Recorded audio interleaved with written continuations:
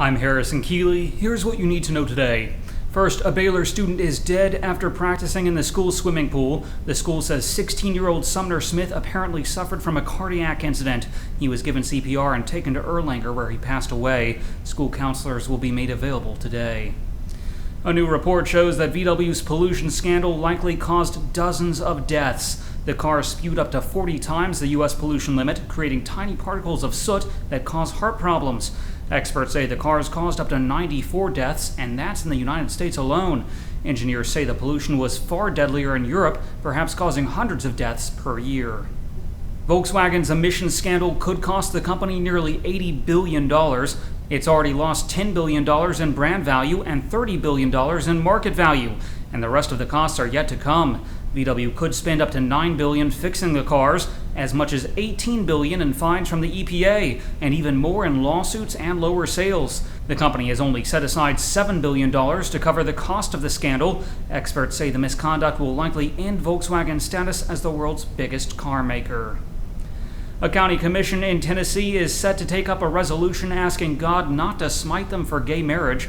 Blount County is scheduled to discuss a resolution that asks God to spare its citizens from any wrath. It reads, quote, "We adopt this resolution before God that he pass us by in his coming wrath and not destroy our county as he did Sodom and Gomorrah." The resolution is sponsored by Commissioner Karen Miller. Catoosa County's new manager, Jim Walker Jr., faced a sexual harassment investigation 4 months ago. Walker, who was the manager of Henry County, Georgia, was accused of touching a female employee inappropriately and making inappropriate comments. He was also accused of general untruthfulness and of intimidating witnesses.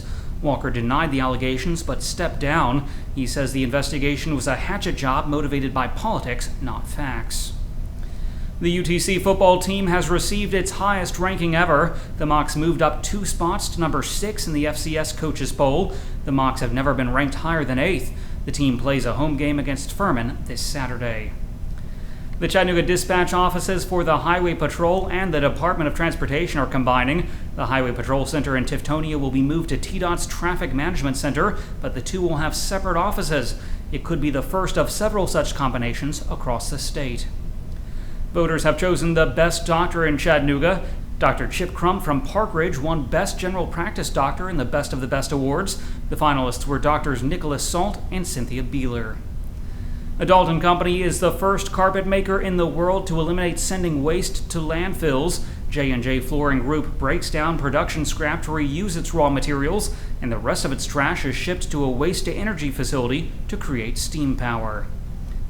Finally, the Tennessee State Museum is starting a search process to replace its executive director. Lois Riggins-Ezzell has held the post for more than 30 years. Turning to weather, today will be sunny with a high near 80 degrees. Tonight's low will be around 60.